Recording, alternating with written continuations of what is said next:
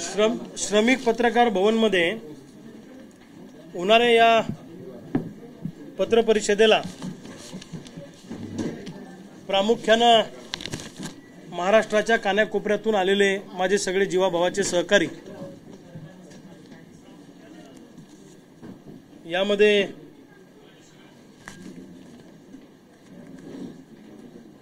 प्रामुख्याने लातूर जिल्ह्यातून आलेले आमचे स्वाभिमानीचे राज्याचे नेते सत्तारभाई पटेल, लातूरचे आमचे जिल्ह्याचे अध्यक्ष राजेंद्रभाई मोरे, वर्ध्याहून आलेले आमचे किरणजी ठाकरे, त्याचबरोबर कर्नाटकातून आलेले शेतकरी नेते माननीय राजूभाऊ पवार, बीडवरून आलेले कुलदीपजी करपे, आमचे नागपूरचे जिल्ह्याचे अध्यक्ष स्वाभिमानीचे दयालजी राऊत, जालना जिल्ह्यातून आलेले सुरेश भाऊ गवळी, लोक जागर संघटनेचे जालना जिल्ह्याचे नेते संस्थापक माननीय केशव पाटील जौंजाळ, जिल्हा परिषद सदस्य काकासाहेब साबळे, बीड जिल्ह्यातून आलेले कुलदीपजी करपे आणि शिरीषजी भोसले, संभाजीनगरवरून आलेले सिल्लोडचे सुनीलजी शिंदे, परभणीहून आलेले माननीय जिल्ह्याचे स्वाभिमानी पक्षाचे अध्यक्ष भगवानरावजी शिंदे, नांदेडवरून आलेले युवा नेते लक्ष्मणजी मोरे, त्याचबरोबर चंद्रपूरहून आलेले जिल्ह्याचे आमचे अध्यक्ष सूर्याजी अडबाले, भंडाऱ्याहून आलेले युवा नेते सुरेश निंबरते, नागपूरहून आलेले दयाल राऊत आणि सागर दुधाने, वर्ध्याहून आलेले किरण ठाकरे, अमरावतीहून आलेले आमचे सहकारी अमित भाऊ आढाऊ, त्याचबरोबर आमचे शैलेशजी डुबळे, उमेशजी डबरासे, गोपालजी नांदुरकर, अकोल्याहून आलेले जिल्ह्याचे आमचे अध्यक्ष स्वाभिमानीचे चंद्रशेखर गवळी, संजयजी सोरुणे, नितीनजी गावंडे, वाशिमवरून आलेले सतीशजी इडोळे, विशालजी गोटे, रामा इडोळे आणि आमचे ज्येष्ठ मार्गदर्शक माननीय गजानभाऊ अहमदाबादकर, हिंगोलीहून आलेले माननीय गजूभाऊ कावरखे, नामदेवजी पतंगे, धाराशिववरून आलेले भाऊसाहेब मुंडे, लातूरवरून आलेले सत्तार पटेल, राजेंद्र मोरे, राजकुमार कसबे, श्रीराम चलवाड, सोलापूर जिल्ह्यातून आलेले पंढरपूरचे समाधान फाटे, अमरजी इंगळे, ॲडव्होकेट राहुल घुले, कौतुक करणे, कोल्हापूर जिल्ह्यातून आलेले शिवाजीराव माने, अविनाश लंगरे, साताऱ्याहून आलेले राजू मुळीक मानचे, अभिजित नायसे, मुंबईवरून आलेले रवी वंगवार, नाशिकवरून आलेले शेतकरी संघटनेचे सुधाकरजी मोगल, धुळ्यावरून आलेले ईश्वर पाटील, रायगडवरून आलेले आमचे जिल्हाध्यक्ष मान्य मधुकरजी कडू, पुणे जिल्ह्याच्या बारामतीतून आलेले संघर्ष मासाळ, भाऊ केदारी आणि खेडचे आमचे आकाश दौंडकर, असे विविध जिल्ह्यातनं म्हणजे जवळपास 27 जिल्ह्यांचे प्रतिनिधी आज या बैठकीला उपस्थित आहेत आणि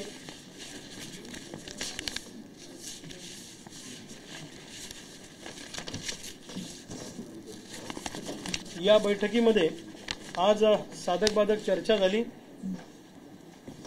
यामध्ये प्रामुख्याने परवा दिवशी जो धक्कादायक निर्णय स्वाभिमानी शेतकरी संघटनेनं माझ्या बाबतीमध्ये केला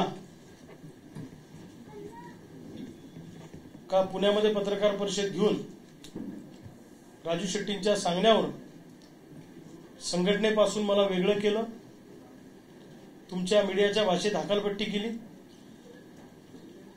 आणि आज श्रमिक पत्रकार भवनामध्ये महाराष्ट्राच्या कानाकोपऱ्यातून काही महत्वाची मंडळी म्हणजे प्रत्येक जिल्ह्यातले प्रातिनिधिक स्वरूपातले पदाधिकारी आज या ठिकाणी आले होते। आमची जवळपास 4 तास चर्चा झाली आणि त्या चर्चेनंतर काही महत्वाच्या निर्णयांपर्यंत आम्ही आलो। परवाच्या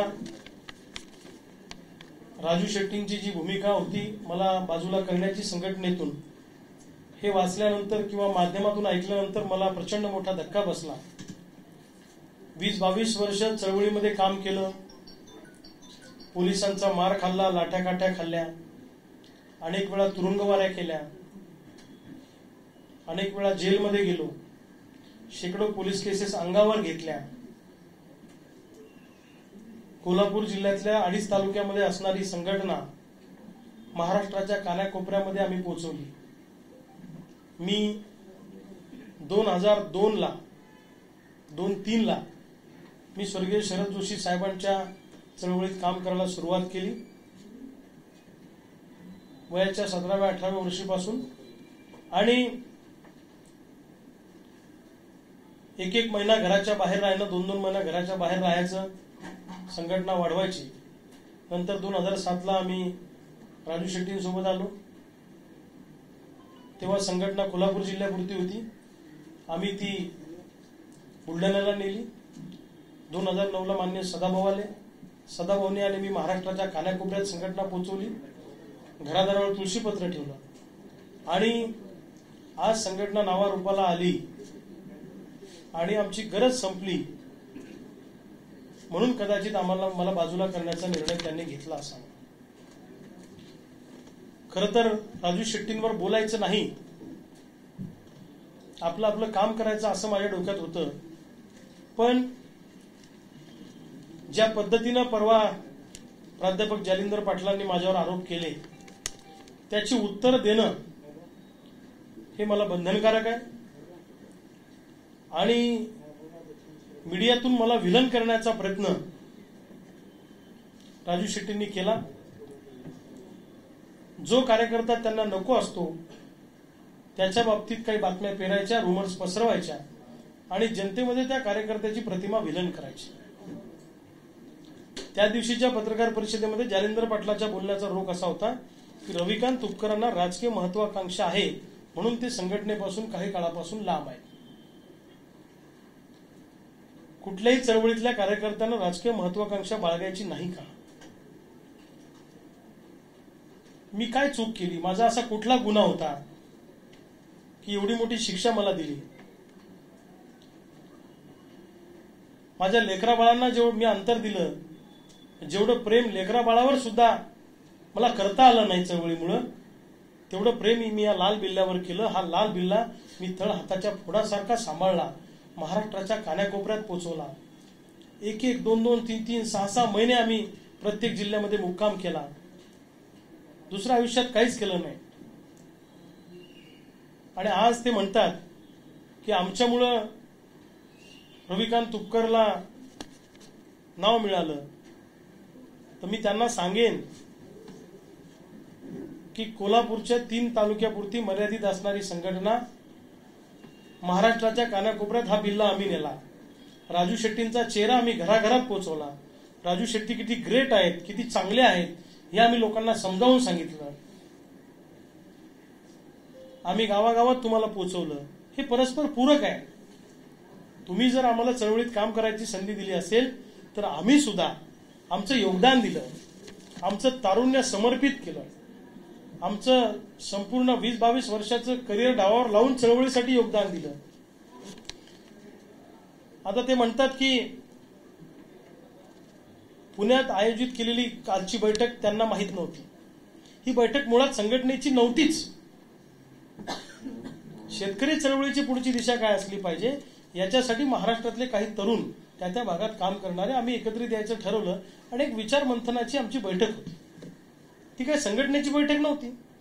पण आजची आमची बैठक फेल जावी, याला महाराष्ट्रातून कार्यकर्ते येऊ नये, पदाधिकारी, म्हणून घाईगडबडीनं परवा दिवशी त्यांनी तो निर्णय माझ्या बाबतीमध्ये घेतला. विविध चळवळीत काम करणाऱ्या युवकांना आम्ही असं बसणार होतो. पुण्यामध्ये सांस्कृतिक केंद्र आहे, आम्ही अनेक कार्यक्रम घेतो, अनेक असं शिबिरं घेतो. मला कल्चरल ऍक्टिव्हिटीची, मला शिबिरांची आवड आहे. मी महाराष्ट्रात अनेक ठिकाणी शिबिरं भरवतो. तुम्हाला माहित आहे, कधी गांधी समजून घेताना, कधी आंबेडकर समजून घेताना 3-3 दिवसाची शिबिरं आम्ही राज्यातल्या अशा अनेक लोक आम्ही चळवळीमधले आहोत की एकत्रित येतो. मग ही चळवळीतल्या प्रमुख लोकांची बैठक होती. त्याच्यामुळे तुम्हाला काही वाईट वाटण्याचं कारण नाही ना, तुम्हाला सांगण्याचं काय कारण? त्यांनी सांगितलं की रविकांत तुपकरांना जिल्हाध्यक्षपद दिलं, प्रदेशाध्यक्षपद दिलं. मी जिल्हाध्यक्ष कधीच नव्हतो. मी स्वर्गीय शरद जोशी साहेबांच्या सोबत काम करताना मी विदर्भाचा शेतकरी संघटनेचा अध्यक्ष होतो. मी तुमच्याकडे आलो तेव्हा मी विदर्भाचा अध्यक्ष होतो. आणि तुम्ही संघटनात्मक पद दिलं तर आम्ही त्याचं सोनं पण केलं ना. जी जबाबदारी दिली मावळ्यासारखं तुमच्यासाठी लढलो. आणि त्यांनी असं सांगितलं की रविकांत तुपकरांना आम्ही लाल दिवा दिला. तर त्याची हिस्ट्री अशी आहे. 2002ला मी 2003ला मी स्वर्गीय शरद जोशींच्या विचाराने प्रभावित होऊन शेतकरी संघटनेत आलो. नंतर त्यांनी मला तालुका अध्यक्ष, जिल्हाध्यक्ष, विदर्भाचा अध्यक्ष केला. महाराष्ट्राचा कानाकोपरा पिंजून काढला. एसटीनं फिरलो, घरच्या भाकरी खाऊन फिरलो. आणि नंतर 2007ला राजू शेट्टींबरोबर आलो. 9ला सदाभाऊ आले स्वाभिमानीमध्ये. आम्ही दोघांनी महाराष्ट्र पिंजून काढला. एकदा नाही, शेकडो वेळा काढला. मोठमोठी आंदोलनं उभी केली. आणि नंतरच्या काळामध्ये 2014ला मला त्यांनी सांगितलं की तुम्ही चिखलीतून तयारी करा विधानसभेची. मी तयारी केली जोरदार. ऐन वेळी मला त्यांनी सांगितलं की तुला लढता येणार नाही, आपली युती भाजपसोबत झाली, तुला थांबायला लागतंय. पण तेव्हा मला भारतीय जनता पार्टी बुलढाण्यातून लढा म्हणत होती, पण मी लढलो नाही. मला जर राजकीय महत्वाकांक्षा असती तर तेव्हाच मी बुलढाण्यातून लढलो असतो चिखलीच्या ऐवजी. पण मी लढलो नाही. मी चळवळीचा आदेश, संघटनेचा, राजू शेट्टींचा आदेश पाळला. मग त्यावेळेला देवेंद्रजींनी मला रात्री फोन करून सांगितलं, सदाभाऊंनी सांगितलं की देवेंद्रजी म्हणले तू अपक्ष लढला तर युतीच्या सीट पडतील, तुझं बलिदान आम्ही वाया जाऊ देणार नाही, तुला सरकार आल्याला महामंडळाचा अध्यक्ष करू, कारण तुझा बळी गेलाय. चिखली विधानसभा मतदारसंघाच्या बदल्यात मला महामंडळाचं अध्यक्षपद मिळालं. आणि तितक्याच ताकदीनं मर्दासारखं मी लाल दिवा सोडून राजीनामा देऊन एसटीनं गावाकडे आलो राजू शेट्टींच्या एका शब्दावर. कारण ते चिखलीच्या बदल्यात मिळालेलं होतं. जालिंदर पाटील असं म्हणले की मग आमच्या जिल्ह्यातल्या लोकांना ते मिळायला पाहिजे होतं. तर तुम्ही आमदारकीची तयारी करून तुम्हाला थांबवलं असतं तर तुम्हाला दिलं असतं. ते चिखलीच्या बदल्यात मला मिळालं. मी तितक्याच ताकदीनं सोडलं. पुन्हा यांनी मला 2019ला सांगितलं लोकसभेची तयारी करा. तेव्हा यांनी काँग्रेस राष्ट्रवादीची युती केली. आणि तेव्हाही मला सांगितलं की तुला आता लढता येणार नाही, कारण आपली युती झाली, आपल्याला सांगली हातकणंगलेची जागा मिळाली. बुलढाण्यात मी निवडून येऊ शकलो असतो, तुम्ही कोणाला विचारू शकता. सिल्वर ओकला शरद पवार साहेबाच्या घरी बैठक झाली. आणि त्या बैठकीमध्ये बुलढाण्याला रविकांतला लढू नका, रविकांतला आम्ही MLC करतो, विधान परिषदेवर घेतो, असा शब्द शरद पवार साहेबांनी दिला. तिथं जयंत पाटील साहेब होते, जितेंद्र आव्हाड होते, अजितदादांना हा विषय माहित आहे 2019चा. यांनी हो म्हणून घेतलं, मला थांबवलं. आणि राज्यपाल नियुक्त आमदारकीसाठी जेव्हा नाव द्यायचं तेव्हा जे जालिंदर पाटील काल निष्ठावान म्हणून गप्पा मारत होते, त्याच जालिंदर पाटलांनी राजू शेट्टींच्या विरोधात माध्यमातून उघड भूमिका घेतली की तुम्ही कशी काय MLC घेता, MLC मला पाहिजे. 4, 5, 8 दिवस त्यांचं मीडियातून वॉर चाललं. आणि मग राजू शेट्टींनी कार्यकर्त्यांना सांगितलं की तुम्ही सगळे माझं नाव सुचवा. मग राज्यपाल नियुक्त कोर्टात त्यांचं नाव दिलं. आणि नाव दिल्यानंतर राज्यपालांनी ते केलंच नाही. मी एक शब्दही बोललो नाही की ही जागा बुलढाणा लोकसभेच्या बदल्यात MLC तुम्ही पत्रात पाडून घेतली आहे. बार्गेनिंगला आम्हाला वापरला. आणि नाव तुम्ही स्वतःचं दिलं काय हरकत नाही, तुम्ही आमचे नेते आहेत. ते झालं नाही. पण मग प्रत्येक वेळी तयारी करायला लावायची आणि थांबवायचं, त्याच्या बदल्यात काहीतरी घ्यायचं, हा उद्योग आतापर्यंत त्यांच्याकडनं झालेला आहे. आणि मग ते म्हणले रविकांत तुपकरांनी 2.5 लाख मतदान पडलं म्हणून हुरळून जाऊ नये. मी हुरळून जाणारा कार्यकर्ताच नाहीये. मला जर राजकीय महत्वाकांक्षा तीव्र असती तर 2014ला मी भारतीय जनता पार्टीची ऑफर घेतली असती. मी लाल दिवा सोडू नये म्हणून मला कृषी राज्यमंत्री पदाची ऑफर यांच्या समोरच केली होती की तुम्ही बाहेर पडू नका, तू लाल दिवा सोडू नको, तुम्हाला याला 15 दिवसात आम्ही राज्यमंत्री करतो. पण आम्ही तेही विनम्रपणे नाकारलं मुख्यमंत्री फडणवीस साहेब असताना. 19ला मला थांबवलं, तेव्हा मला कुठल्याही पक्षात जाऊन आमदारकी मिळवता आली असती. आणि हे म्हणतात रविकांत तुपकरला राजकीय महत्वाकांक्षा आहे. आणि म्हणून रविकांत तुपकर राजू शेट्टींपासून लांब आहेत काही दिवसापासून. मग माझा त्यांना एक प्रश्न आहे.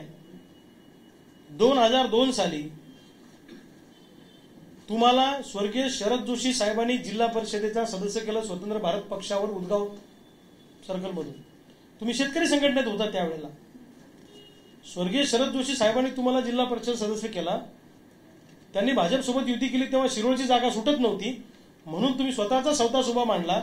मग तुम्ही स्वर्गीय शरद जोशींच्या पाठीत खंजीर खुपसला नाही का? आज तुम्ही आम्हाला राजकीय महत्वाकांक्षेच्या गोष्टी सांगता. मग तेव्हा तुमची राजकीय महत्वाकांक्षा जागृत झाली म्हणून तुम्ही स्वर्गीय शरद जोशींना सोडलं आणि स्वतःचा सौदा सुभा मांडून तिथून आमदारकीला तुम्ही उभे राहिले.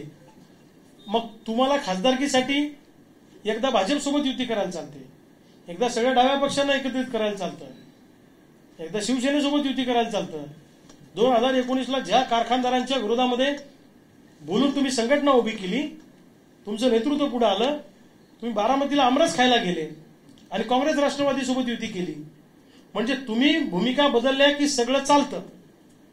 तुमच्या स्वतःच्या खासदारकीसाठी तुम्ही बदललेल्या भूमिका तुमचं सगळं चालतं, पण कार्यकर्त्यांनी एखाद्या जर राजकीय महत्वाकांक्षा बाळगली तर ते मात्र चालत नाही. एखादा कार्यकर्ता चांगलं काम करत असेल त्याला झेडपी सदस्य व्हावं असं वाटतं. पंचायत समिती काय वाईट काय? सभागृहामध्ये चांगले तरुण पोरं गेले पाहिजे नाही का फक्त नेतेच गेले पाहिजे? प्रत्येक वेळी तुमच्या भूमिका बदलत राहिल्या. आज तुम्ही असं म्हणता की रविकांत तुपकरांनी पक्षविरोधी काम केलं. मी काय पक्षविरोधी काम केलं मला सांगावं त्यांनी. मी संघटनेचा बिल्ला काढला नाही. मी काय पक्षविरोधी काम केलं? ते म्हणले तुम्ही राजू शेट्टींच्या विरोधात बोलले. मी आज जेवढं बोलतोय मी कधीच बोललो नाही. तुम्हीच सांगितलं की संघटना लोकशाहीवादी आहे आणि संघटनेमध्ये नेत्याला सुद्धा प्रश्न विचारण्याचा अधिकार आपल्या कार्यकर्त्याला आहे. आम्ही त्यांना पत्र लिहिलं 10 पानाचं. हे पत्र आहे माझं. हे 10 पानाचं पत्र मी त्यांना मागच्या वर्षी लिहिलं. ते कोणती समिती नेमली आमच्यावरती, इंटरनॅशनल समिती. या प्रश्नाचं उत्तर अजून आलं नाही.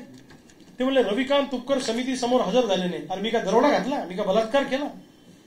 चळवळीमध्ये घरदार वाऱ्यावर सोडून घरादाराची राख रांगोळी करून आम्ही तुमच्यासाठी तुमच्या शब्दावर महाराष्ट्राचा कानाकोपरा पिंजून काढला. आम्ही आमच्या लेकराला अंतर दिलं. आम्ही कधी लेकराला दवाखान्यात नेलं नाही. आमच्या पुरीला आम्ही कधी शाळेत घेऊन गेलो नाही. आमच्या बायकोला कधी आम्ही देवदर्शनाला नेलं नाही. तुमच्या शब्दावर शेकडो पोलीस केसेस आम्ही अंगावर घेतल्या, प्रस्थापितांना अंगावर घेतलं. आणि आज तुम्ही आम्हाला जसं काही राजाच्या पाटलाला जसं मुसक्या आवळून आणा तसं पुण्यात रविकांत तुपकरांनी मुसक्या आवळून त्याला इथं आणा, आमच्या समोर हजर करा. आम्ही काय दरोडेखोर आहे का? चळवळीत काम करणाऱ्या कार्यकर्त्यासाठी नेत्यानं कधी आई व्हायचं असतं, कधी बाप व्हायचं असतं. हुकलं चुकलं समजून सांगायचं असतं. अशा समित्या आणि कमिट्या थोडंच नेमायच्या असतात. आमच्यावर समिती नेमता आणि तुम्ही वेळोवेळी दर पंचवार्षिकला भूमिका बदलता, तुमच्यावर समिती कोणी नेमायची? मग तुम्हाला नाही बंधनकारक आहे? तुमचं ते सगळं चांगलं. एखादा कार्यकर्त्याला जनाधार मिळायला लागला, त्याचं नावारूपाला यायला लागला, त्याचं जरा माध्यमात नाव व्हायला लागलं की त्याला खच्चीकरण करायचं, त्याला बाजूला करायचं, त्याचे पाय छाटायचे. प्रत्येक जिल्ह्यात 2 गट तयार करायचे. हा कार्यकर्ता त्याच्या अंगावर सोडायचा, तो कार्यकर्ता याच्या अंगावर सोडायचा. अशी भूमिका वेळोवेळी राजू शेट्टींनी राबवली आणि त्याचाच परिणाम आज शेतकरी चळवळ रसातळाला गेलेली आहे. त्यांनी माझी संघटनेतून जरी हकालपट्टी केलेली असली तरी महाराष्ट्रातल्या शेतकऱ्यांच्या मनातून ते मला हकलू शकत नाही. मला त्यांनी संघटनेतून हकललं, पण शेतकऱ्यांनी त्यांना हातकणंगले लोकसभा मतदारसंघातून डायरेक्ट हकललं. ज्याला जो माणूस नकोय त्याच्यावर समिती नेमायची. आता समितीमध्ये कोण आहे तुम्ही बघा. समितीमध्ये प्राध्यापक Jalindar Patil sir, Pople sir, Jagtap sir, हे तिन्ही शिक्षक आहेत. हे शनिवार रविवारच्या सुट्टीत काम करणारी मंडळी. त्यांच्यावर काही शेकडो पोलीस केसेस आहे, लाठ्या काट्या खाल्ल्या, तुरुंगात गेले. सतीश भाई आहेत काकडे आपले बारामतीचे. सतीश भाईंबद्दल मला आदर आहे, ज्येष्ठ नेते आहेत, पण ते संघटनेतच नाही आहेत ना. ते राष्ट्रवादीशी अटॅच आहेत, ते त्या समितीमध्ये आहेत. आणि मग ही सगळी मंडळी आमच्यावर कारवाई करणार. आणि राजू शेट्टींनी सांगितलं होतं असा एक नियम आहे की जो जास्त पोलिसाचा मार खाईल, ज्याच्यावर जास्त पोलीस केसेस असतील, तो जास्त वेळा तुरुंगात जाईल, तो आपल्या संघटनेचा नेता. मग त्याच्यात तर मी परफेक्ट बसतो. त्या लाईनमध्ये मी बसतो ना परफेक्ट. पण मला काढायला समिती तरी ज्यांच्यावर काही केसेस आहेत, ज्यांचं फार मोठं योगदान आहे त्यांनी काढावं ना. आणि समिती काय, देवेंद्र भुयारांना काढून टाकलं, एका मेळाव्यात घोषणा करून टाकली. सदाभाऊला काढलं, समिती नेमून काढलं. त्याच्यानंतर तुम्हाला यादीच वाचून दाखवतो ना. माजी केंद्रीय मंत्री सुबोध मोहिते आले होते, संघटनेत बराच काळ होते, त्यांनाही रस्ता दाखवला. उल्हासदादा पाटील शिरोळ तालुक्यातले लढाऊ नेते आहेत, यांच्या खांद्याला खांदा लावून काम केलं, यांच्यावरचे वार त्यांनी झेलले, त्यांनाही तसंच केलं, ते शिवसेनेत जाऊन आमदार झाले. मग ही माणसं चालली का तुमच्यापासून, तुम्ही घालवताय का? हा खराब, तो खराब, हा बोगस, तो विलन. एवढी माणसं कशी काय विलन असू शकतात? उल्हासदादा पाटील, सदाभाऊ खोत, कराडचे पंजाबराव पाटील, कोल्हापूरचे नितीन पाटील, बीजी काका पाटील, सांगली इस्लामपूरचे, प्रचंड काम केले चळवळीमध्ये, त्यांनाही असं त्यांनी बाजूला केलं. माणिक कदम आमचे परभणीचे लढाऊ नेते, त्यांनाही बाजूला केलं. हंसराज वडगुले युवा आघाडीचे महाराष्ट्राचे अध्यक्ष होते, ते तर नोकरी सोडून इकडे चळवळीमध्ये आले होते इंजिनियरची, गव्हर्नमेंटची, त्यांनाही यांनी तसंच घरचा रस्ता दाखवला. मेजर प्रकाश पाटलांनी 2009ला लोकसभेची उमेदवारी मागितली, तर त्यांनाही घरचा रस्ता दाखवला. विकासराव देशमुख कोकरूडचे, नांगरे पाटलांच्या गावचे, ते त्या भागातले प्रभावी नेते होते, त्यांनाही बाजूला केलं. उत्तमराव जानकर स्वाभिमानीत होते बराच काळ माळशिरसचे, त्यांनाही बाजूला केलं. भगवानराव काटे संस्थापक सदस्य स्वाभिमानीचे ज्येष्ठ नेते आहेत, ते भाजपमध्ये गेले, त्यांनाही बाजूला केलं. नारायणराव जांभुळे रिटायर अधिकारी होते नागपूरचे, त्यांनाही बाजूला केलं. अमोल हिप्परगे आमचे विद्यार्थी संघटनेचे राज्याचे अध्यक्ष होते, तेही बाजूला गेले. दीपक बापू पगार विभागीय अध्यक्ष होते नाशिक परिसरातले, त्यांनाही बाजूला केलं. सचिन नालावडे कराडचे, त्यांनाही बाजूला केलं. 2009ला भारतनाना भालके स्वाभिमानी पक्षावर निवडून आले होते पंढरपुरातनं, तेही बाजूला गेले. शिवाजी नाना पाटील अमळनेरचे, ते बाजूला गेले. संजय घुगे जळगावचे, ते बाजूला गेले. अशी किती लोकांची यादी सांगा. मग सगळे लोक खराब होते का? गजानन अहमदाबादकर प्रवक्ते होते राज्याचे, ते बाजूला गेले. सत्तारभाई पटेल असतील, ही सगळी मंडळी तुम्हाला सोडून का जात आहे?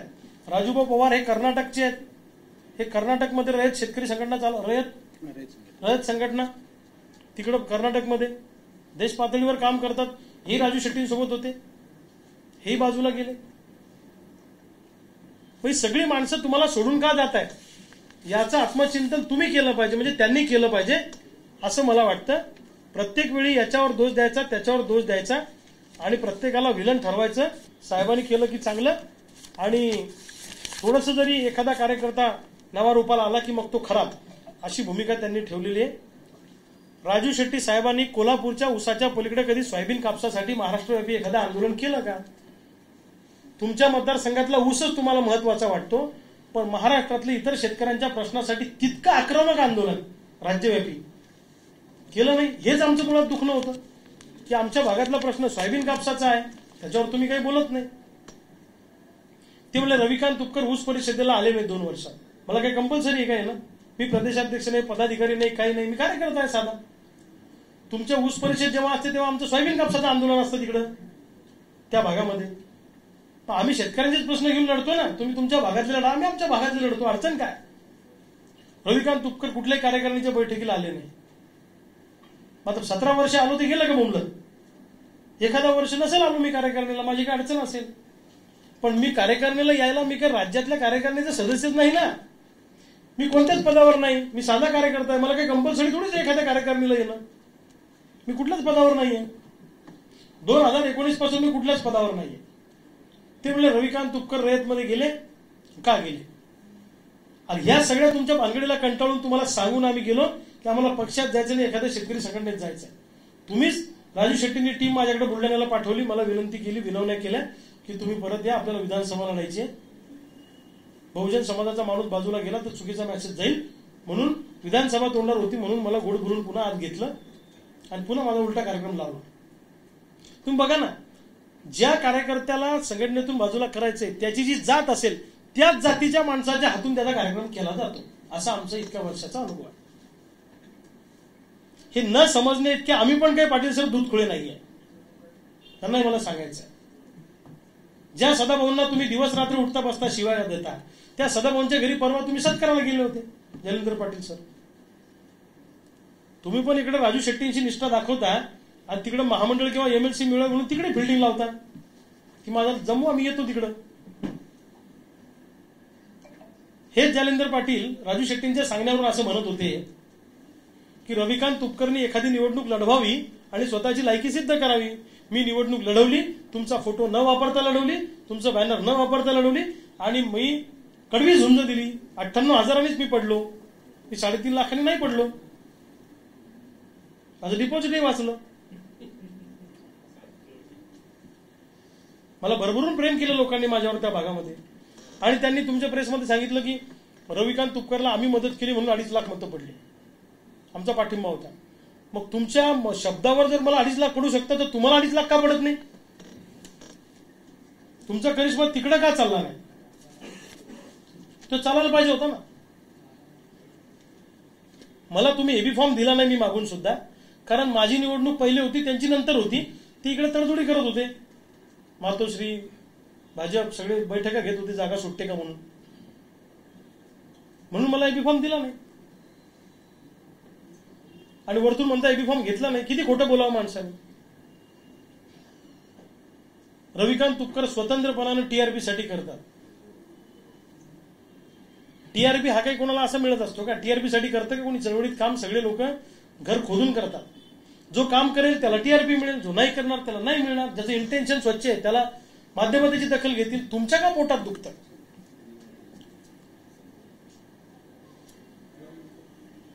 चेहरा साधेपणाचा दाखवायचा म्हणजे बाहेर वेगळं दाखवायचं, खायचे दात वेगळे, दाखवायचे दात वेगळे, असं त्यांचा उद्योग आहे.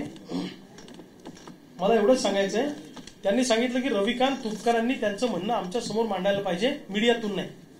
मग तुम्ही राजू शेट्टींवर पाटील सरांनी आरोप केले ते मीडियातूनच केले होते विधान परिषदेसाठी. तुमच्यावर तर समिती पण नेमली नाही. मी जसं अपक्ष लढलो तसे महाराष्ट्रातले काही त्यांचे कार्यकर्ते अपक्ष लढले लोकसभेला. एबी फॉर्म दिला नाही त्यांना, पण त्यांनी लोकसभेला अपक्ष लढले त्यांच्यासोबत राहणारे. मग मी मीडियातून बोललेलं तुम्हाला आवडत नाही तर तुम्ही मीडियातून माझी हकालपट्टीची बातमी कशी काय देता? तुम्ही मला पत्र द्यायला पाहिजे होतं एखादं की बाबा तुम्हाला आम्ही असं असं निष्कासित केलेलं आहे. म्हणजे तुम्हाला सगळे मीडियातून बोलायला चालतं. मी ऊस परिषदेला एखाद्या आलो नाही म्हणून तुम्ही कारण दाखवता. मग ज्यावेळी आमच्यावर बुलढाण्यामध्ये प्रचंड लाठीचार्ज झाला, आम्ही तुरुंगात गेलो, त्यावेळी तुम्ही संभाजीनगरमध्ये होता. तुम्ही का बुलढाण्यापर्यंत आमच्या घरी भेटायला आले नाही? कार्यकर्त्याला पाठवलं खाली. एकदा मला पोलिसांनी अटक केली सोयाबीन कापसाच्या प्रश्नावर. माझी बायको स्वतः ऍडव्होकेट शर्वरी रेल्वे रोको करायला शेतकऱ्यांना घेऊन गेली. तिथं लाठीचार्ज झाला. तेव्हा राजू शेट्टी 50 किलोमीटरवर होते. का नाही आले भेटायला शेतकऱ्यांना? म्हणजे दुसऱ्याच्या डोळ्यातलं मुसळ दिसतं पण तुमच्या डोळ्यातलं कुसळ नाही दिसत. आता हे बोलल्यावर त्यांच्या भक्तांना राग येईल. साहेबावर टीका केली, साहेबावर टीका केली. मग तुमच्या साहेबांनी जेव्हा शरद जोशींसोबत असं केलं तेव्हा शरद जोशींना काय वाटलं असेल?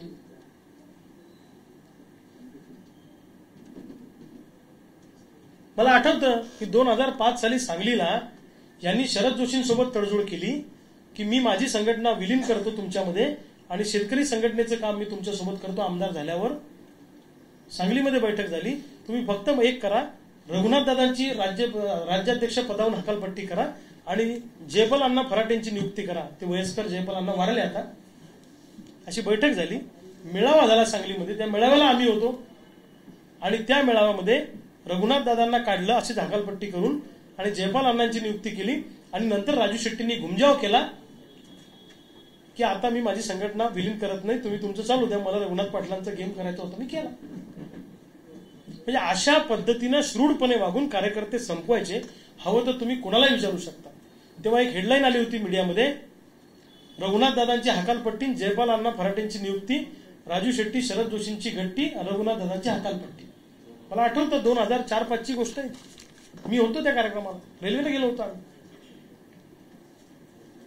मग आता स्वाभिमानी शेतकरी संघटना सोडून हकालपट्टी संघटना नाव द्या. जो आला त्याची हकालपट्टीच आहे. बरं पुन्हा कसं आहे, उल्हास पाटलांना घालवायला शिरोळच्या सदाभाऊंना वापरला. सदाभाऊंना घालवायला आम्हाला बळजबरी त्या समितीत घातलं. आता मला घालवायला जालिंदर पाटलाला वापरायचं. पुन्हा पुढच्या वर्षी जालिंदर पाटील सरांचा नंबर येतो. चालू ठेवा असं. आमच्या संघटनेला शिस्त आहे. म्हणजे 9ला रिडालोस, 14ला भाजप सेना, 19ला राष्ट्रवादी. आमच्या संघटनेला शिस्त आहे, फार शिस्त आहे. आणि मी कधी असं म्हणालो नाही की या संघटनेवर माझा दावा आहे. ते असं पेरतात की रविकांत तुपकर असं म्हणाले की आम्ही दावा केला. मी दावा करणारच नाहीये. अरे मी उभं करीन पुन्हा. मी हार्डवर्कर माणूस आहे. माझं इंटेन्शन क्लिअर आहे.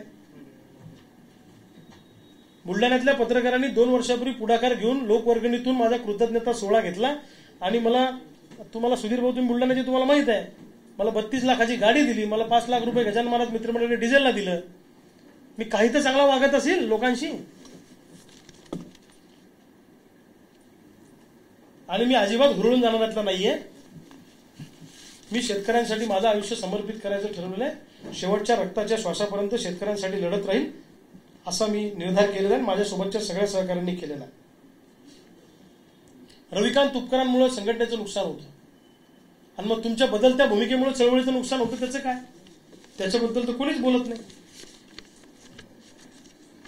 माझ्या मागच्या वर्षीच्या पत्राचं उत्तर का नाही दिलं? त्याचं उत्तर तुम्ही द्यायला पाहिजे होतं. नुकसान संघटनेचं रविकांत तुपकरमुळे नाही द्यायला तर तुम्ही कधी कारखानदारासोबत गेले, कधी भाजप सोबत गेले, कधी राष्ट्रवादी सोबत गेले. ज्या दत्त सहकारी साखर कारखान्याच्या विरोधात आंदोलन केल्यावर राजू शेट्टींना लाठीचार्ज म्हणजे मारलं, रक्त निघालं, त्याच कारखान्याचं समर्थन करायला तुम्ही पुलिंग एजंट झाले. आता बोललं तर रात्र कमी पडेल हो, मला काही बोलायचं नाही. पण माझ्यावर केलेल्या आरोपांची उत्तरं देणं हे माझं काम आहे. आणि जो कार्यकर्ता बाजूला करायचा, बाजूला गेला की त्याला जनतेत विलन करायचं, सोशल मीडियातून त्याला ट्रोल करायचं, लोकांना सांगायचं की त्याला इकडे जायचं होतं, त्याला तिकडे जायचं होतं. आम्ही सरळ स्पष्ट आहे. आमचं पोटात एक आणि होटात एक नसतं. आमचं सरळ सरळ आहे. मी आता बोललो ते मी तुम्हाला खाजगीत तेच बोलेन. त्यांचं जरा वेगळं आहे. तुम्हाला वेगळं बोलतील, आतून वेगळं करतील. त्यांचं जरा मुरब्बी राजकारणी आहेत ते. वाईट वाटतं की आमच्यासारख्या कार्यकर्त्यांची माती करताना थोडीशी तुम्हाला कणव येत नाही, तुमच्या संवेदना जागृत नाही. की ठीक आहे बाबा, एखादा कार्यकर्ता चुकला असेल, हुकला असेल.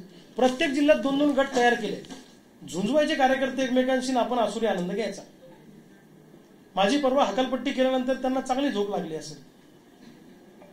त्यांचं राजकारण त्यांना लखला बसो. मला त्यांनी जर माझ्यावर आरोप केले नसते तर मी आज बोललो नसतो. पण त्यांनी माझ्यावर आरोप केले म्हणून मला माझ्या प्रश्नांची उत्तरं द्यायची. त्यांनी जर माझ्या बाबतीत एक शब्दही बोलले नसते तर मी एक शब्दही त्यांच्या बाबतीत बोललो नसतो. कारण मी सुद्धा संस्कारात घडलेला कार्यकर्ता आहे. आणि राजू शेट्टींची एक स्टाईल आहे, स्वतः काही करायचं नाही, दुसऱ्याच्या खांद्यावर बंदूक ठेवून कार्यक्रम लावायचा आणि स्वतः म्हणायचं समितीने निर्णय घेतलाय, मला त्याच्याबद्दल काही माहिती नाही. आणि सगळी स्क्रिप्ट त्यांनी लिहून द्यायची आणि यांनी वाचायची. आता हे न समजणे इतके काय आम्ही दूध खुळे. आता आम्ही पण 20-22 वर्ष त्याच्यातच आहे ना. आम्ही पण ते बघतोय तुम्ही काय काय खेळ करताय, काय काय नाही. इकडं आघाडीची मीटिंग घ्यायची, तिकडं पुन्हा मुंबईत जाऊन घ्या पत्रात आम्हाला म्हणायचं. बोलू आता. त्यांनी वार केला, आम्ही प्रतिवार केला. त्यांनी पुन्हा वार केला की आमचा प्रतिवार ठरलेला, आम्ही करणारच, आम्ही तर सांगणारच. आणि माझ्यासारख्या कार्यकर्त्यावर जर ही वेळ येत असेल तर नवीन कार्यकर्ते चळवळीमध्ये येतील कसे? माझ्या बैठकीला लोक येऊ नये म्हणून त्यांनी फोन केले लोकांना, पण आले लोक. आम्ही तर 100च लोकांना इन्व्हाइट केलं होतं. इथं तर 400-500 लोक बैठकीला आले, 500 लोक स्वतःच्या खर्चानं भाकरी बांधून आले. महाराष्ट्रातल्या 27 जिल्ह्यातनं प्रतिनिधी अनेक या ठिकाणी आलेत आणि त्यांनी मला पाठिंबा दिलाय. आजच्या बैठकीमध्ये काही निर्णय आम्ही त्या ठिकाणी घेतलेले आहेत. यामध्ये प्रामुख्यानं या निर्णयामध्ये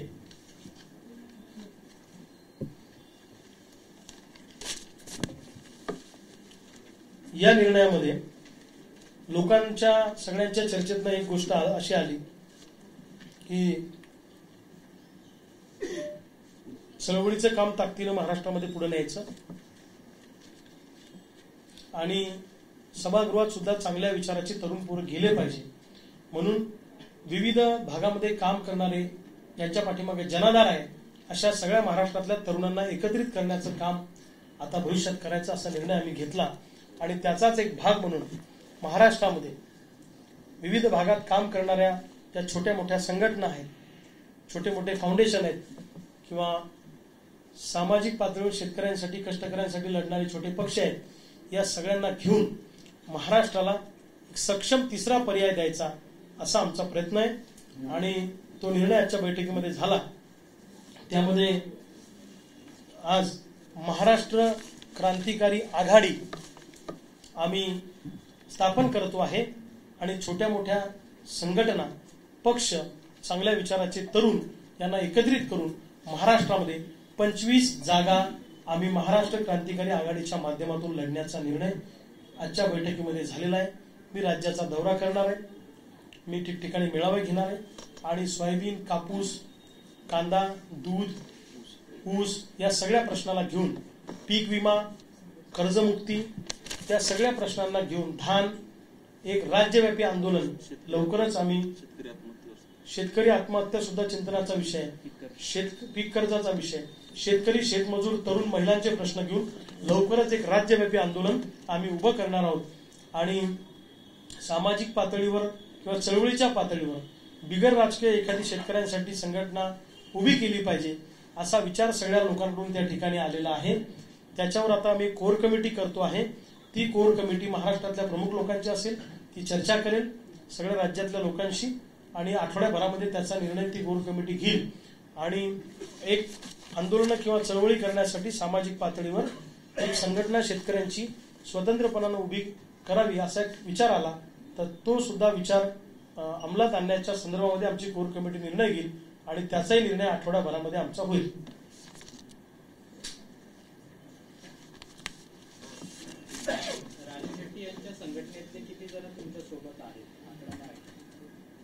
मॅक्झिमम येतात. इथं आलेल्यापैकी तर जवळपास 80% लोक तर स्वाभिमानीतलेच आहेत, भरपूर आहेत ना. आता नागपूरचे जिल्हाध्यक्ष आमचे दयाल राऊत आहेत सध्याचे, ते आमच्या बरोबर आहेत. बुलढाण्याचे जिल्हाध्यक्ष डॉक्टर ज्ञानेश्वर टाले, श्याम अवथळे, ती बुलढाण्याची सगळी टीम. अपवादात्मक परिस्थितीत एखादा 1-2 जण वगळता बाकी सगळे आमच्या बरोबरच आहेत. जालन्याहून या ठिकाणी सुरेश भाऊ गवळी राज्याचे उपाध्यक्ष आहेत पक्षाचे, ते आहेत. काकासाहेब साबळे इथं उभे आहेत. काकासाहेब हे पण जालना जिल्ह्याचे नेते आहेत, पदाधिकारी आहेत. त्याच्यानंतर चंद्रपूरचे आमचे सूर्या अडवाले आहेत, तिकडचे जिल्हाध्यक्ष, ते आलेले आहेत. सूरज निंबर ते भंडाऱ्याचे युवा आघाडीचे आहेत, ते आलेले आहेत. सत्तार पटेल साहेब हे राज्याचे पदाधिकारी आहेत, हे आलेले आहेत. राजेंद्र भाऊ मोरे आलेले आहेत, हे पण स्वाभिमानीचे पदाधिकारी आहेत. काटोल विधानसभेचे प्रमुख अजय भाऊ घाडगे आलेले आहेत. अमरावतीचे आमचे जिल्ह्याचे अध्यक्ष माननीय अमित भाऊ आढाव या ठिकाणी आहेत. त्याबरोबर शैलेश भाऊ ढोबळे, उमेश डबरासे आणि आपले गोपाल भाऊ नांदुरकर हे सगळे पदाधिकारी अमरावती जिल्ह्यातून आले. अकोला जिल्ह्याचे अध्यक्ष आमचे चंद्रशेखर गवळी, ते आमच्या बरोबर आले आहेत. कुठे चंद्रशेखरजी? इथं असतील. वाशिमचे पदाधिकारी जे आहेत, पश्चिम विदर्भाचे अध्यक्ष सतीश इडोळे, राम इडोळे. रायगडचे आमचे जिल्हा प्रमुख होते मधुकर भाऊ कडू, आता आहेत का नाही मला माहित नाही, पण ते पण आलेले आहेत सोबत. त्याच्यानंतर भगवान शिंदे आहेत, स्वाभिमानी पक्षाचे नेते परभणीचे. नांदेडचे लक्ष्मणराव मोरे आहेत. नाही तसं नाही म्हटलं मी, तर गपलत नका करू. या खालच्या बैठकीमध्ये जे लोक आलेले आहेत,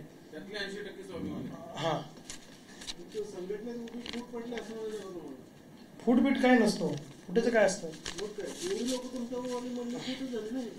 असं आहे की काळ प्रत्येक गोष्टीला उत्तर असतं. ऐका ना, काळ प्रत्येक गोष्टीला उत्तर आहे. चळवळ बोलतो ना, सांगतो ना, काळ प्रत्येक गोष्टीला उत्तर आहे. प्रत्येक चळवळीचा एक काळ असतो. जेव्हा काळरूपानं एखाद्या नेतृत्वाला काळ खुणावत असतो, तेव्हा काही नेतृत्व तयार होत असतात त्या जिल्ह्यामध्ये. तर शेतकरी चळवळीचा हा स्पेस भरून काढण्यासाठी अनेक तरुण पुढे आलेले आहेत. त्यामुळं अजून नव्या दमानं आता याच्यात नवीन लोक पण खूप ऍड झालेले आहेत. त्यामुळं चळवळीचं नुकसान झालं असं काही म्हणता येणार नाही. आम्ही चळवळीचंच काम करतोय ना.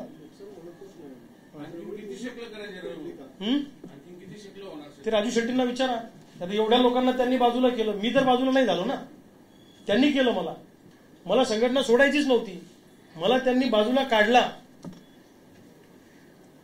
म्हणजे गेली 2.5 वर्ष म्हणजे जवळपास आज नाही, तुम्हाला माहिती किती कालावधीपासून तुमच्या दोघांत अनबन सुरू आहे. मग हे इथपर्यंत खेचलं. शेवटी मग ती तुमची बैठक कालची लागली होती, त्यांनी ती कारवाई केली. हे म्हणतात हक्कपट्टी नाही, फक्त आम्ही वेगळंही केलं.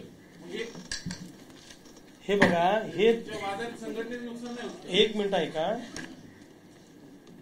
10 पानाचं पत्र त्यांना 1 वर्षापूर्वी पाठवलंय आणि आतापर्यंत 20-25 बैठका त्यांच्या कार्यपद्धतीबद्दलच्या त्यांच्याबरोबर झालेल्या आहेत. तुम्हालाही चांगलं माहित आहे. त्या बैठकांमधून काहीच आउटपुट आलं नाही, म्हणून त्यांना पत्र पाठवलं समिती नेमल्यावर. या पत्राचं उत्तर त्यांनी मला दिलं नाही. हवं तर हे पत्र मी तुम्हाला देतो, मागच्या वर्षी पाठवलेलं. यात काय गैर पाठवलेलं आहे किंवा काय चुकीचं लिहिलं आहे तुम्ही बघा. यात काय, एक मिनिट, राजकीय महत्वाकांक्षेचा विषय नाही आणि चळवळीचं नुकसान आम्ही करत नाही. आम्ही चळवळ वाढवण्यासाठी प्रयत्न करतोय. चळवळीचं नुकसान बदलत्या भूमिकेमुळे कुणी केलं त्यांना विचारलं पाहिजे. आमच्यामुळे नाही झालं.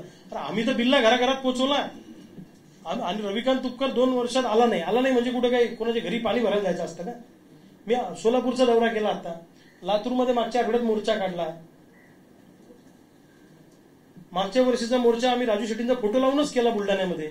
मग एवढ्या वेळेस आम्ही सोयाबीन कापसाच्या आंदोलनावर त्यांना बोलवलं, ते का आले नाही तिकडे आमच्याकडे? आम्हाला म्हणतं ऊस परिषदेला का नाही आले? मग सोयाबीन कापसाची एवढी प्रभावी आंदोलनं आम्ही उभी केली, मंत्रालय हलवलं, मुंबई हलवली, नागपूर हलवलं, मग तुम्ही का ते का नाही आले तिथं? मी सरकारबरोबरच्या सोयाबीन कापसाच्या बैठकीमध्ये राजू शेट्टींना म्हटलं की तुम्ही बैठकीला या, ते आले नाही. ऑनलाईन आले वेळेवर. चळवळीचं नुकसान नाही केलेलं आम्ही चळवळ वाढवण्यासाठी प्रयत्न केले आणि आताही करतोय.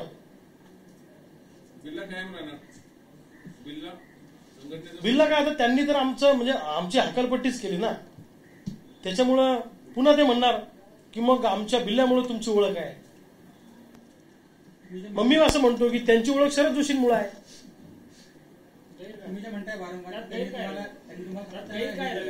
कसं त्यांची ओळख शरद जोशींमुळे? ते मला म्हणतात ना त्यांचे लोक की आमच्यामुळे तुमची ओळख आहे. तर मी असं म्हणेन की त्यांची ओळख शरद जोशींमुळे झाली ना महाराष्ट्राला, जिल्ह्याला. त्यांना त्यांनी धोका दिला ते मला माहित नाही. मग त्यांनी का शरद जोशींना सोडलं? त्यांनी शरद जोशींना सोडलं त्यावेळी चळवळीचं नुकसान झालं नाही का बुंदे साहेब? त्यानंतर त्यांनी स्वतःची चळवळ उभा केली. मग आम्ही पण करू ना. आम्ही पण करू. आम्ही काहीच करणार नाही पुढे भविष्याला. असं कसं तुम्ही करा? पण तुमच्या दोघांच्या वादामध्ये केवळ तुमच्या दोघांच्या वादांमुळे पुन्हा संघटनेची माझा काही वाद नाही. त्यांनी सगळ्या जिल्ह्यात संघटनेत 2-2 गट पाडून ठेवले. अहो, मी जर चुकलो असतो तर एवढे लोक पाठिंबा द्यायला महाराष्ट्रातून मला आले असते का? एका पैसे देऊन आणले का लोक? मी स्वतःहून पाठिंबा दिला तरी त्यांनी एबी फॉर्म घेतला नाही. मी एबी फॉर्म त्यांना मागितला, त्यांनी मला दिला नाही. कारण त्यांच्या चक्रा सुरू होत्या मातोश्रीवर. त्यांचं इलेक्शन नंतर होतं, 3-4 टप्प्यात होतं त्यांचं. माझं 2ऱ्याच टप्प्यात होतं. त्याच्यामध्ये गॅप होता भरपूर. फक्त लोकसभेसाठी त्यांच्याकडनं जी फॉर्म भेटायची वाट पाहत होता, आता जी प्रक्रिया करताय, तुम्हाला त्यांनी 2014 पासून हे सगळं सांगितलं. मला माहित होतं ते मला एबी फॉर्म देणार नाहीत. त्यांच्या लोकसभेच्या जागेकरता ते कोणाची तरी युती आघाडी करतात प्रत्येक वेळी आणि त्याच्यामुळे चळवळीचं नुकसान झालेलं आहे. माझ्या भागातल्या शेतकऱ्यांनी मला प्रेशर केलं. माझ्या भागातल्या शेतकऱ्यांनी मला लोकसभेला उभं केलं आणि त्यांनी माझ्या ताकदीनं पाठीशी उभं राहिले. 4 विधानसभा मतदारसंघात मला मताधिक्य चांगलं मिळालं. बेरीज केली 4 विधानसभेत तर मला लीड आहे. 2 मतदारसंघात मी कमी पडलो, त्यामुळे माझा पराभव झाला 98,000. विधानसभा लढण्याचा काही विचार आहे का आता? महाराष्ट्र क्रांतिकारी आघाडीच्या माध्यमातून छोट्या मोठ्या सगळ्या संघटना एकत्रित करून या राज्याला एक 3रा पर्याय देण्याची विचार आम्ही करतोय आणि त्याचं काम सुरू करतोय.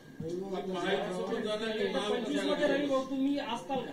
25 ज्या जागा लढवायच्या त्या तुम्ही स्वतः लढवता? मला लढवायचं की नाही याचा निर्णय बुलढाणा जिल्ह्यातले लोक ठरवतील. अजून माझ्या संदर्भातला निर्णय झालेला नाहीये. पण बुलढाणा जिल्ह्यात 6 जागा आम्ही 16वर लढणार. महाविकास आघाडी, तिसरी आघाडीवर, तिसरी आघाडी, आता 3री, 4थी, 5वी किती माहित नाही. पण बदल नेमका कुठं? आता पुन्हा तुमच्या माहितीसाठी सांगतो की त्यांनी त्यांच्या आघाडीची बैठक आत्ता घेतली. मी लोकसभेचा निकाल लागायच्या आधी साताऱ्यामध्ये पत्रकारांशी बोलताना सांगितलं, पुण्यामध्ये सुद्धा सांगितलं, निकाल लागायच्या साधारणपणे 1 महिन्याआधी मी सांगितलं की राज्याला तिसरा पर्याय देण्याच्या आम्ही तयारीत आहोत. राज्यातल्या सगळ्या तरुणांना एकत्रित करून एखादा पर्याय देता येतो का याची चाचपणी सुरू आहे. मी तुमच्या इंटरव्ह्यूमध्ये पण बोललो, विष्णू सानपांच्या, आणि TV9च्या कापसेंच्या इंटरव्ह्यूमध्ये पण पुण्यात बोललो, साताऱ्यातल्या पत्रकारांशी पण मी बोललो. त्यांनी आत्ता केलं असेल, आम्ही ते 2 महिन्यापूर्वी त्याची घोषणा केली. त्यामुळे 3री, 4थी, 5वी नाही. आता तुम्ही ज्या प्रवासात आहात आणि ज्या वळणावरती आहात, 2016, 17, 18 साली ज्यावेळी सदाभाऊ खोत यांना शेतकरी संघटनेतून बाजूला केलं गेलं, त्यावेळेला तो देखील टप्पा तुम्ही जवळून पाहिलाय. आज तुम्हाला काय वाटतं, सदाभाऊ खोत यांचं चुकलं होतं? सदाभाऊंची संघटना सोडून जाण्याची इच्छा नव्हती. मी त्याच्यातला साक्षीदार आहे, कारण मी प्रत्येक गोष्टीतल्या घडामोडीतला मी ऍक्टिव्ह मेंबर होतो. सदाभाऊंना जायचं नव्हतं. फक्त सदाभाऊंचं म्हणणं असं होतं की तुम्ही आलाय सरकारमध्ये, लगेच बाहेर पडताय, थोडं सरकारला वेळ द्या, संधी द्या. आणि यांचं म्हणणं होतं की लगेच बाहेर पडा. आणि मग ते साताऱ्याला सहपालकमंत्रीपद सदाभाऊला म्हणजे मला न विचारता दिलं वगैरे वगैरे त्या गोष्टी झाल्या. पण सदाभाऊंची संघटना सोडायची इच्छा नव्हती त्यावेळेला. असंच पद्धतीनं ते समिती नेमन, कमिटी नेमन, हजर व्हा आणि मग ते हजर होऊन म्हणणं मांडा. आम्ही काय पगारी कार्यकर्ते आहोत काय? आम्हाला काही लाख रुपये पेमेंट मिळतं का याचं हजर व्हायला? अरे आम्ही समर्पित भावनेनं काम करतोय. सदाभाऊ इमानी इतबारे आमच्या समितीसमोर हजर झाले, त्यांचे बाजू मांडले, पण तुम्ही ते सुद्धा केलं नाही. सदाभाऊ हजर झाले तर सदाभाऊकडे मंत्रीपद होतं आणि ते संघटनेच्या भरोश्यावर त्यांना, संघटनेच्या कोट्यातनं त्यांना दिलं होतं, त्यामुळे ते हजर झाले. मी लाल दिवस सोडलेला होता, मी राजीनामा दिला होता. आणि समिती समोर कुणाच्या यायचं? कुणाची समिती मला सांगा? ज्यांच्या अंगावर एकही पोलीस केस नाही, ज्यांनी कधी जेलमध्ये गेले नाही. राजू शेट्टींची अशी व्याख्या आहे की जो जास्त वेळा जेलमध्ये जाईल, जो जास्त पोलिसांचा मार खाईल, जास्त संघटनेला फुल टाइम देईल, तो नेता असतो. आता सतीश भैया तर राष्ट्रवादीशी अटॅच येत नव्हते, कुठे संघटनेत आहेत आमच्या, मग ती आमची उलट तपासणी करतील काय? मग 2 शिवसेनेचे घ्या समिती, 2 काँग्रेसचे घ्या, 2 राष्ट्रवादीचे घ्या, आम्हाला तपासा की 22 वर्षात तुम्ही आम्ही काय काय कशी केली. एवढं शिल्लक राहिलं आमच्या आयुष्यात. आता तुम्ही असं म्हणलं की राजू एकदा बीजेपी बरोबर गेले, एकदा एनसी बरोबर गेले, एकदा रिडाबस बरोबर गेले, त्यावेळी तुम्ही त्यांच्या बरोबर होता, त्यावेळी तुम्ही विरोध का केला? का आम्ही विरोध केला? त्यावेळी आम्ही सांगितलं की कारखानदारांबरोबर जाऊ नका, आपली संघटनाच कारखानदारांच्या विरोधात उभी झालेली आहे. त्यावेळी आम्ही विरोध केला. पत्र, माझ्या पत्रामध्ये लिहिलंय सगळं, 10 पानाच्या पत्रामध्ये मी सगळं आक्षेपाचे मुद्दे लिहिलेत. माझ्या व्यक्तिगत एकही स्वार्थाचा मुद्दा नाही. मला दिलं नाही जाऊ द्या. आणि मला जर राजकीय महत्वाकांक्षा असती सर, तर 2014ला मी भाजपच्या तिकीटावर चिखली सोडून बुलढाणा नसतो लढलो. ऑफर होती मला, मी लाल दिवस सोडला नसता, तिकडेच रमलो असतो मी. मला 2019ला MLCची ऑफर होती, मी गेलो नसतो. आता गाव पातळीपासून राज्य पातळीवर काम करणाऱ्या प्रत्येक कार्यकर्त्याला पक्षांची ऑफर असते. कोणत्या पक्षाला नवीन कार्यकर्ता नको असतो? म्हणजे आम्हाला राजकीय महत्वाकांक्षा आहे आणि मग त्यांना राजकीय महत्वाकांक्षा नाही का प्रत्येक वेळी खासदार व्हायची? पण भाजपचं धोरण नेता नको पक्ष कोण असंच आहे ना. आता मला सांगा, आता हे जे आमच्यातलं झालं याच्यात कुठल्या पक्षाचा संबंध? काहीच नाहीये. आमचं तर 5 वर्षापासून वैचारिक घुसळण सुरू आहे. मग आम्ही कुठं सोडली? यांनी काढलं आम्हाला. मी सोडून गेलो असतो तर मग माझ्यावर आरोप तुम्ही करायला पाहिजे, कोणी पण, त्यांनी पण. मला काढलं, सदाभाऊला काढलं, देवेंद्र भुयारांना काढलं. दरवेळेस हेच होतंय, तुम्ही त्यांनी काढायची वाट बघतात आणि ते बघतात की तुम्ही कधी सोडून जाता. त्यांनी काढायची वाट कशाला बघायची? आम्हाला जायचं असतं तर आम्ही कधीच गेलो असतो ना. पण त्यांनी तरी का काढावं, माझं म्हणणं आहे. एवढी सगळी यादी आहे, ही यादी, हे सगळे लोक मूर्ख आहेत का? हे सगळे संघटनेपासून बाजूला गेले, हे सगळे येडे आहेत. अरे यांचं 10-10, 20-20, 25-25 वर्ष संघटनेत काम आहे. हे जितकं आपण बोलतोय तितकं सोपं नाहीये. अख्खं तुमचं 22 वर्ष एखाद्या विषयासाठी समर्पित भावनेनं काम करणं. आम्हाला बायको विचारत नसेल का 2 महिने तू घराच्या बाहेर आहे? आमचे लेकरं आम्हाला विचारत नसतील का की तुम्ही 2-2 महिने बाबा तिकडे राहता? माझ्या पुरीला लोकसभेत इंटरव्ह्यू देताना माझ्या पुरीने सांगितलं की आमचे बाबा आमच्या वाट्याला कधीच येत नाही. मग तुम्ही काम करणाऱ्या कार्यकर्त्याची बाजू समजूनच घेणार नाहीये का? ते कार्यकर्ता गाव पातळीवरचा असो का कार्यकर्ता तालुका पातळीवरचा असो, त्या कार्यकर्त्याचं पण काहीतरी जगणं असतं. त्याचाही घरातला संघर्ष असतो, त्याचाही बाहेरचा संघर्ष असतो. त्याचं जगणं, त्याचं म्हणणं कधी नेतृत्व म्हणून तुम्ही समजून घेणार आहे की नाही घेणार आहे. त्यांनी जर तुम्हाला आरसा दाखवायचा प्रयत्न केला एखाद्या कार्यकर्त्याने की त्याच्यावर डायरेक्ट समिती नेमून हकालपट्टी करायची. मग 2014ला अनेक कार्यकर्ते अपक्ष लढले, संघटनेच्या विरोधात त्यांनी भूमिका घेतली, मग त्यांच्यावर कुठे समिती नेमली?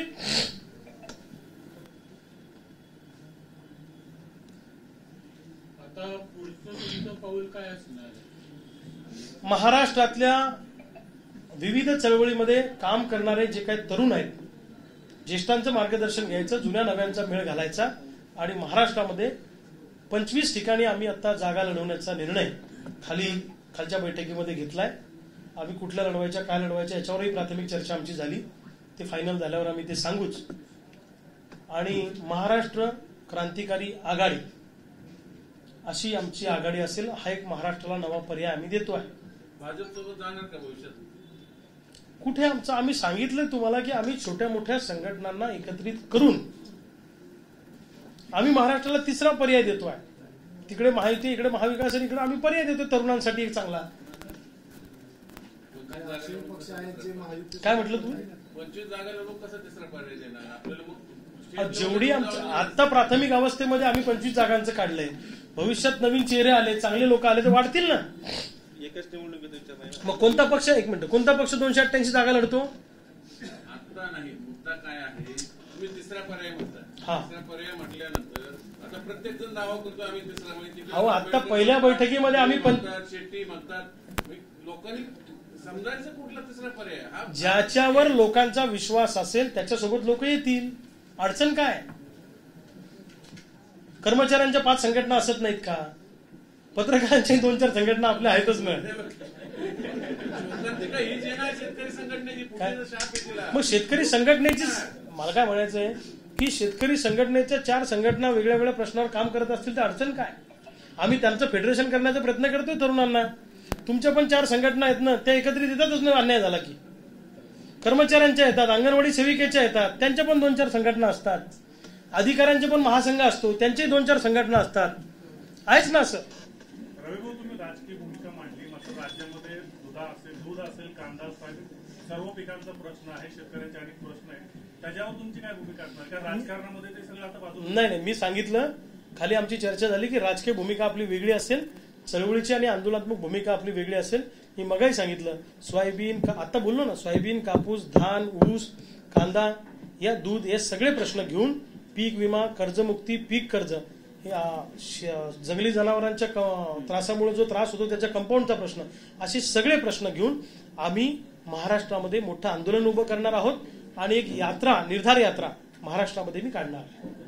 राजू शेट्टींची संघटना नेहमी फक्त ऊसाच्या पलीकडे कधी गेली नाही. तुमची किमान जिरायतदारांसाठी, जिरायतदार शेतकरी विदर्भ असेल, मराठवाडा, पश्चिम, त्यांच्यासाठी कुठल्याच शेतकऱ्यांनी आता काम करत नाही. आता तुम्ही इकडे सोयाबीन, कापूस करताय, मग तो इथून पुढे तुम्ही तो फोकस ठेवणार किमान जिरायतदार?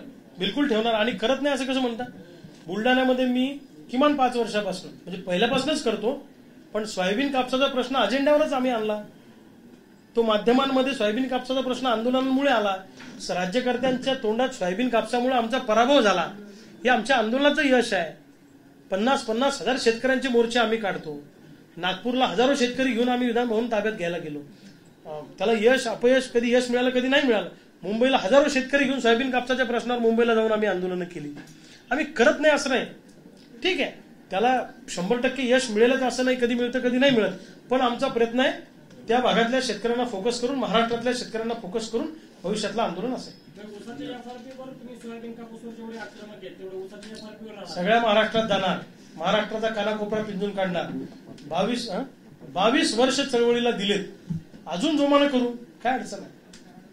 आमच्याकडे वय शिल्लक आहे, वय झालं नाही आपलं अजून. हे पत्र जर माझं तुम्हाला पाहिजे असेल प्रिंट देऊ. हे मागच्या वर्षी मी त्यांना पाठवलेलं पत्र आहे. सौरभ सगळ्यांना एक कॉपी द्या. अरे नाश्ता आहे सौरभ, पटकन खाली की इथं ओरिजिनल कॉपी. आपण सगळ्या पत्रकार बांधवांनी आमचं म्हणणं समजून घेतलं, आमची भावना समजून घेतली आणि चळवळीला नेहमीच तुमचा हातभार लाभलेला आहे. असंच प्रेम तुमचं भविष्यातही कायम ठेवा आणि तुमचे मनापासून आभार मानतो शेतकऱ्यांच्या वतीने.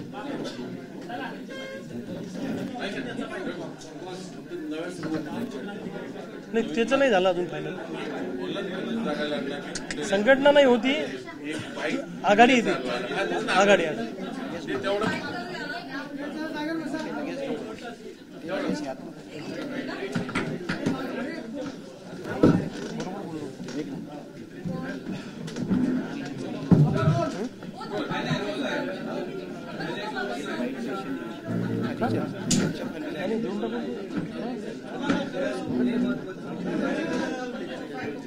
चळवळी चालूच राहणार. त्यांचं पण तसंच आहे की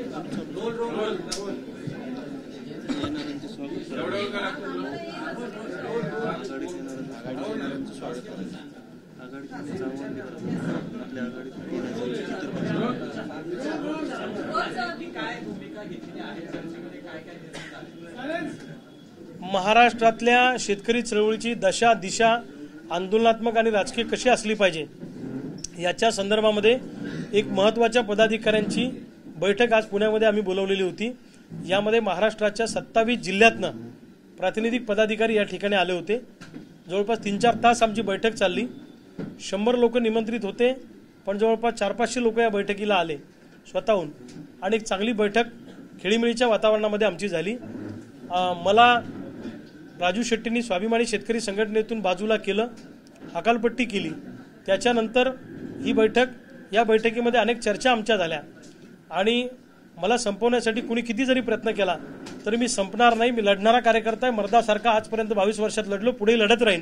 या बैठकीमध्ये महाराष्ट्रामध्ये जे तरुण अतिशय प्रभावशाली पद्धतीने काम करतात, अतिशय चांगल्या पद्धतीने काम करतात, वेगळ्या वेगळ्या छोट्या मोठ्या संघटना, सामाजिक संघटना, छोटे मोठे पक्ष यांना सोबत घेऊन एक महाराष्ट्र क्रांतिकारी आघाडी आम्ही आज स्थापन केलेली आहे आणि राज्यामध्ये 25 जागा या माध्यमातून विधानसभेच्या लढवण्याचा निर्णय आज आम्ही घेतलेला आहे.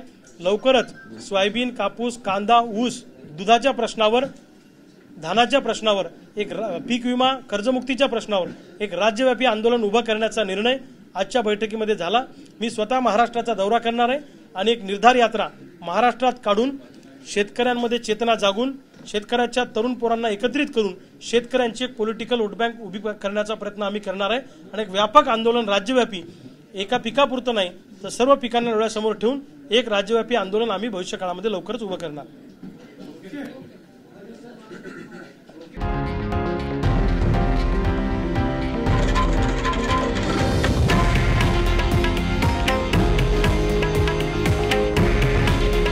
हे आहे देशातील नंबर 1 न्यूज नेटवर्क आणि आपण पाहत आहात TV9 मराठी.